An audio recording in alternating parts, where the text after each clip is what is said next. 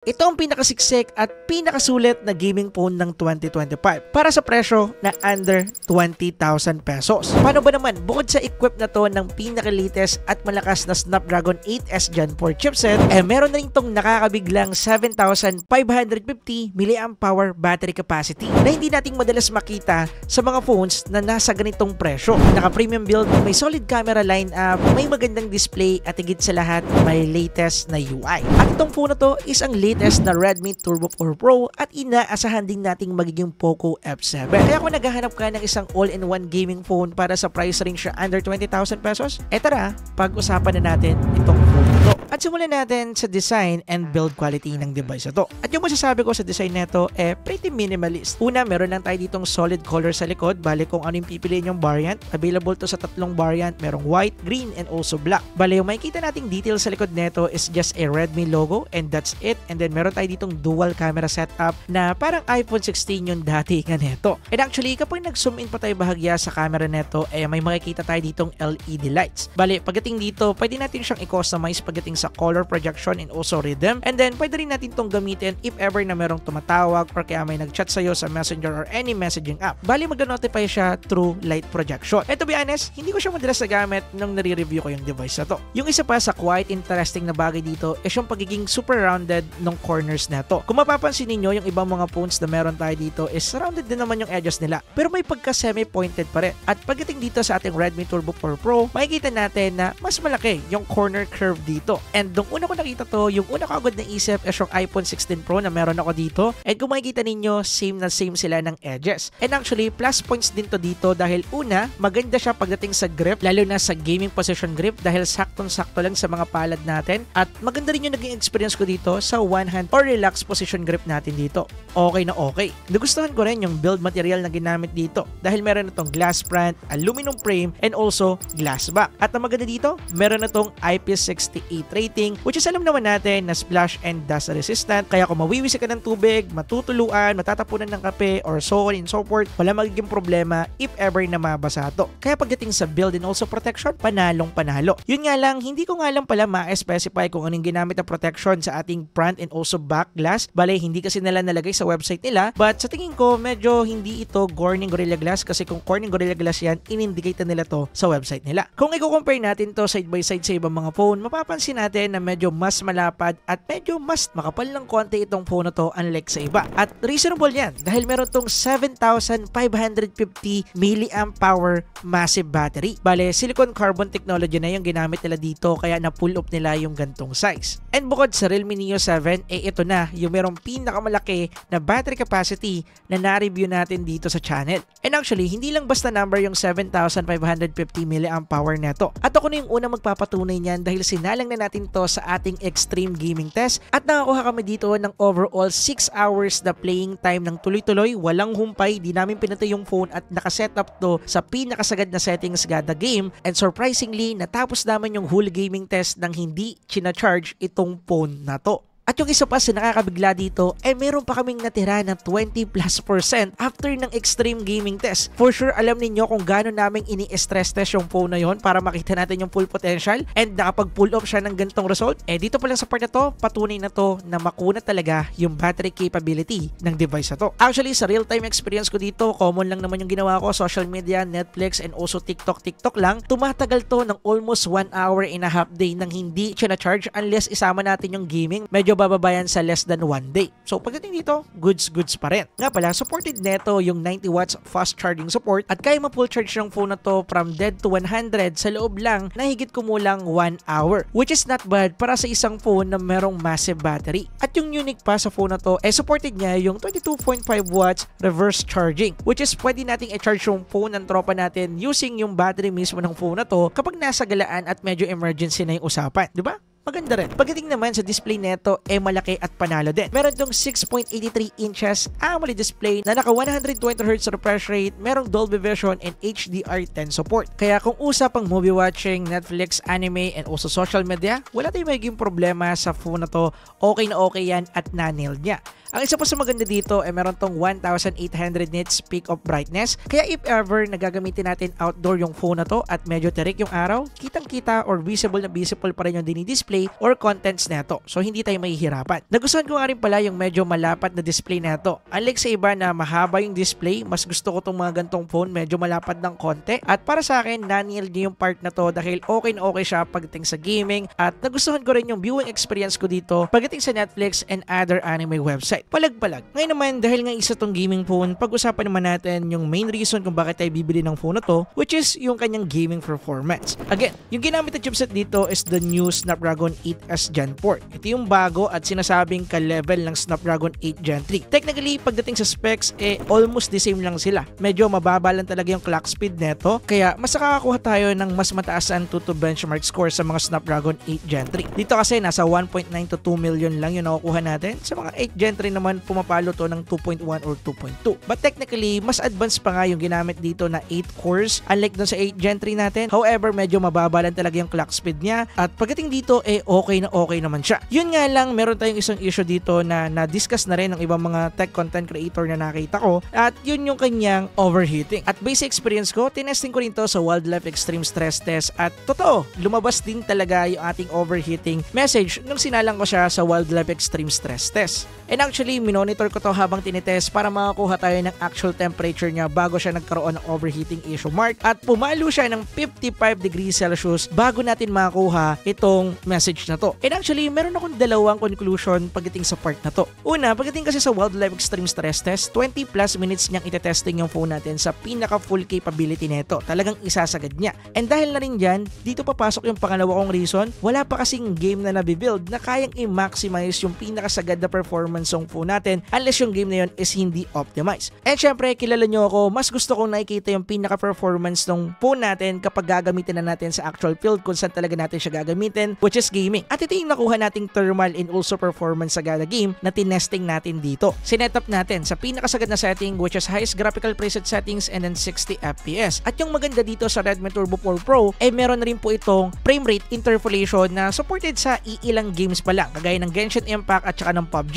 Bale, same concept yung ginamit nila dito na frame rate interpolation kagaya na lang na nasa Poco F7 and F7 Ultra. And nung inactivate namin to, makikita natin na pumalo talaga ng 120 FPS yung FPS natin dito sa Genshin Impact. And 25 minutes sa aming lalaro tong game na to at smooth yung performance natin dito. Walang issue, good na good. Kaso nga lang, katagalan, napansin ko na bumababa siya ng 90 FPS and then 85 FPS. May mga pagkakataon na bumababa siya ng 70 FPS at then bumabalik din agad sa 100 plus. Bale, ganito rin yung experience ko sa Poco F7 Ultra nung ginamit ko yung frame rate interpolation niya. Medyo nagiging choppy yung gameplay dahil nga parang smooth, biglang bababa ng 70 ganyan, pero bumabalik din naman agad. Yung idea kasi ng frame rate interpolation ni Poco dito, pinaprioritize niya yung smoothness and also temperature ng device. And using that idea, meron silang nilagay dito na trigger mechanism na kung saan kapag na-hit ng phone natin, yung certain limit temperature nila, binababa ng konti or bahagya yung performance ng chipset para makapag-cooldown siya, kaya bumababa din yung frame nito. And mind you, unlike sa Poco F7 Ultra, meron siyang dedicated chip para sa gantong feature. Dito kasi sa Redmi Turbo 4 Pro, yung Snapdragon 8S Gen 4 lang talaga yung mag-handle neto. Kaya stress pa rin to sa CPU natin. And expected na kapag ginamit natin itong frame rate interpolation,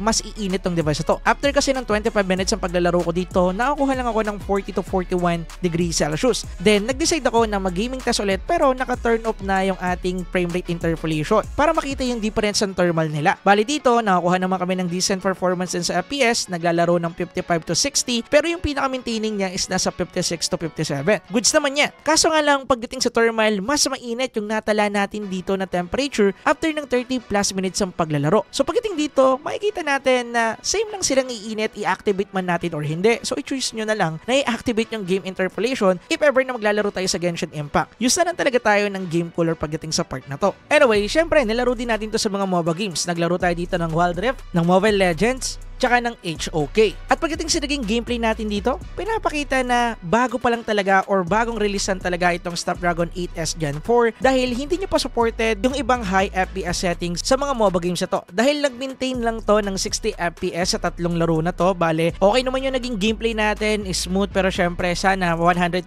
FPS. By the way, yung settings natin dito pagdating sa MLBB, wala pa tayong ultra settings, super and ultra pa lang as of now. Sa HOK naman hanggang high lang yung FPS settings pagdating sa support niya dito. So hindi pa talaga optimized. Pagdating naman sa wall drip, nakasetup naman tayo sa 120 FPS pero hanggang 60 FPS lang talaga yung pinoproject niya. So pagdating dito, just as I said, pinapakita lang talaga na hindi pa ganun ka-optimize itong mismong chipset na to dito sa mga game na to. Pero don't worry, natural lang naman yan kapag bago yung chipset. So for sure, after a few months, ma-optimize din naman to sa mga game na to. And actually, sana kapag na-release na yung Poco F7, optimize na yung ating Snapdragon 8S Gen 4 sa mga game na to para sana wala tayong maging problema. Pero as of now, ito yung naging kanyang performance. Pero all good naman tayo kung ako yung tatanungin. Pero pagdating sa usapang CODM, wala tayong magiging problema dyan dahil nakakuha tayo dito ng solid 120 FPS pagdating sa MP mode and then 90 FPS naman pagdating sa VR mode. Bale, pagdating dito, no doubt na goods yung performance natin or optimize itong chipset na to para sa CODM. Anyway, yung setup nga pala natin dyan is ultra yung FPS natin and then naka-medium naman yung graphics. Ganun pa man,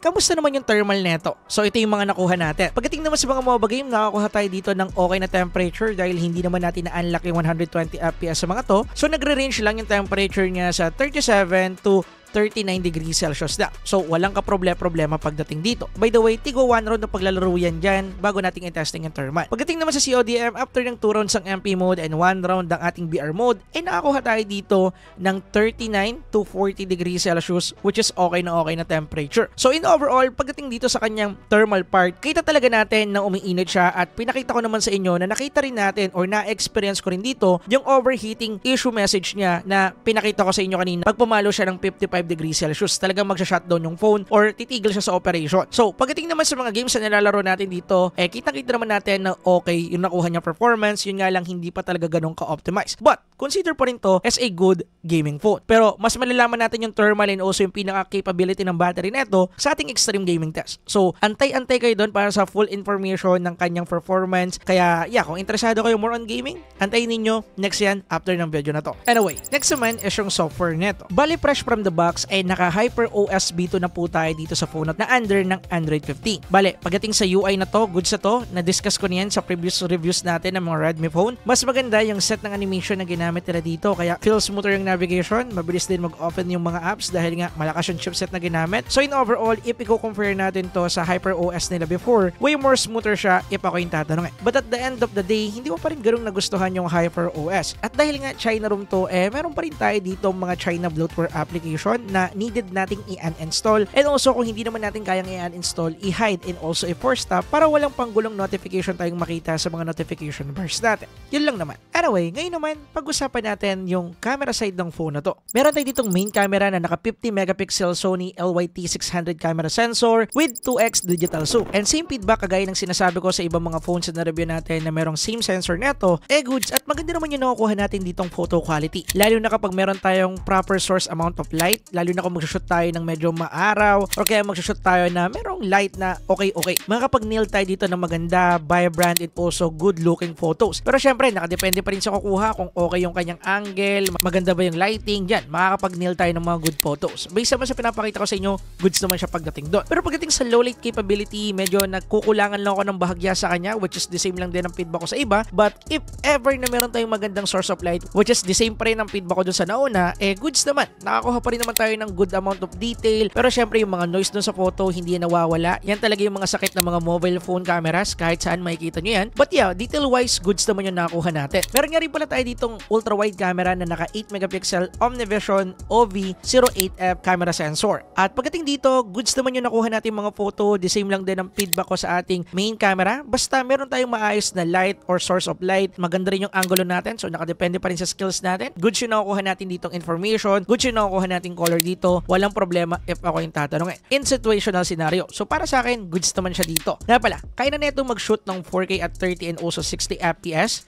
With EIS na yan mga kapare ko at pagdating sa nakuha nating mga sample videos dito, goods naman, stabilize naman yung footage pero dahil nga may EIS, makikita natin dito yung parang wobble effect niya which is indicator na gumagana talaga yung stabilization niya. So in overall, pagdating dito sa kanyang video capability, okay na siya kung ako yung tatanungin ninyo. Pagdating naman sa selfie camera neto, meron tayo ditong 20 megapixel camera sensor and pagdating dito, makakakuha rin tayo ng good looking photos. Maganda rin yung processing pero dahil nga Xiaomi phones pa rin to, meron pa rin tayo dito talagang processing pagdating sa color, which is pinapaputi yung balat natin. At lagi ko naman tong pinopoint out sa mga reviews natin ng mga Poco, Xiaomi phones na nare-review natin dito sa channel. Hanggang ngayon nandun pa rin, pero pagdating sa kanyang portrait mode, goods na. Unlike before na medyo digital tingnan na para kang pinis lang sa already blurred background. But anyway, in overall, goods na yung kanyang capability pagdating dito. Pero syempre, tandaan pa rin natin na need pa rin ng magandang proper source of lighting para mas makapag-nail tayo ng good photo. Pagdating naman sa video capability nito, hindi pa rin tayo nakakawala sa sumpa ng 1080p at 30 and 60 fps neto. Hindi pa rin umaalis si Xiaomi pagdating sa part na to. I hope sa global release, naka 4K na to. Kaya naman nilang gawin yun. And yan lahat yung ating full review about dito sa Redmi Turbo 4 Pro. Pasensya na medyo natagalan kasi ginamit ko talaga itong phone na to ng medyo matagal-tagal din para mas makita ko yung iba pang specification at kaya netong gawin. At antayin nyo nga rin pala yung magiging extreme gaming test natin para sa phone na to para makita rin ninyo kung ano nga ba talaga yung kayang ibigay neto pagdating sa thermal and also gaming capability ng Snapdragon 8S Gen 4. Ngayon, usapang presyo tayo. Pagdating sa presyo neto, definitely isa sa pinakasulit at magandang phone which is nasa 16,000